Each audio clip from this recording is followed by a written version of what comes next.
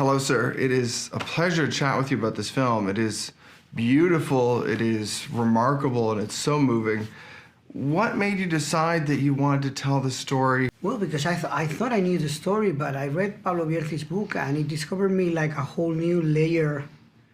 It was shocking because it's such a familiar story in the Spanish-speaking world, but suddenly it was like the first time I was hearing about it.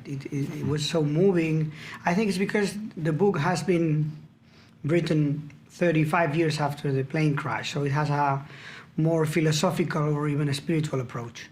Right. And I mean, you use visual effects in a way that is so groundbreaking. It feels like you're with them throughout this. Yeah. Did you make a choice at some point that you knew you had to show some of this to put people in it, or what was the thinking? Well, we really needed to tell the context, right. Not only the emotional context, but also the geographic context. And we were shooting in Spain, not in the Andes, in a very similar place in terms of the shape, but 10 times smaller. So we went 3 times to the Andes. We shot all the backgrounds there. We shot some shots with the actors there. And we have, I think it's more than 1,000 shots where we had to replace the backgrounds and make them look like exactly the same they were in 1972. Wow. I was talking to Roberto, and he was saying how he loved the views that you end up using to show just, it was a stark place, but it was also beautiful. Yeah. That cinematography as well, and some of it obviously being effects, but do you know, when you're looking at something like this, are you looking for the moments you can bring some beauty to this story as well, or how do you look at that? It's you know, it's the landscape supports the story. You cannot understand what they went through if you don't understand where they are. Actually, the first thing I did was to travel there. Wow. I went there the same time of the year. I spent I think it was 2-3 nights there. And it's so impressive to be there, like to see the scope of those mountains, the landscape, and the sound. You cannot hear anything, only yourself, because there's nothing alive there. Did you find that approaching this topic, there were things that maybe there were misconceptions or things that people just did not know about the story, even though it's known? Yes, all the time. Actually, the survivors decided to write another book 35 years after the plane crash because they couldn't recognize themselves in the tale. You know, everything was about heroes, cannibalism, and that's not really the only thing that happened there. It was all this almost a spiritual journey that we didn't know how to translate from the book to the script, because when you write a script, it's basically action and dialogue. But then we had this idea of telling the story through the eyes of the dead. Right. And by doing so, you reach a metaphysical level immediately.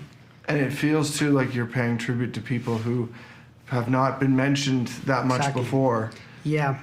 Yeah, you know, it was like something that it came out during the process, like giving the survivors the chance of telling the story of the other ones, and by doing so, return something to them, because they gave so much to them. They are here because of them, and now they are here because of the survivors. That's a great story. Did you find, talking to Roberto and people, what they maybe wanted to see from it, or what you took from them to make this now? You know, I think when I see the film with them, I see that they feel very grateful to have the chance of talking about the other ones, because they spent 50 years talking about their story. Right. Of course, the dead from part of their story, but suddenly to focus the story, to tell the list of the names of all these other people who never had their names read on the radio. There is a famous moment when they read the name of the survivors on the radio. That was a great moment for a lot of people, but a terrible moment for the families of the dead, you know. And now they have their names on the screen. And for the families of the dead has been something almost like healing, to have their families again in the screen with the same level of importance of the other ones. It's amazing. I mean, just to wrap up, did you find, talking to people who saw the movie afterwards, that they took away the same things you wanted to say? Yeah, it's very interesting when you see the people with a big audience, because it's kind of like a journey, you know, like they come out of the screening appreciating life in a way they were appreciating life when they came back from the mountain. Well, thank you so much for the time. Thank you so much. Thank you.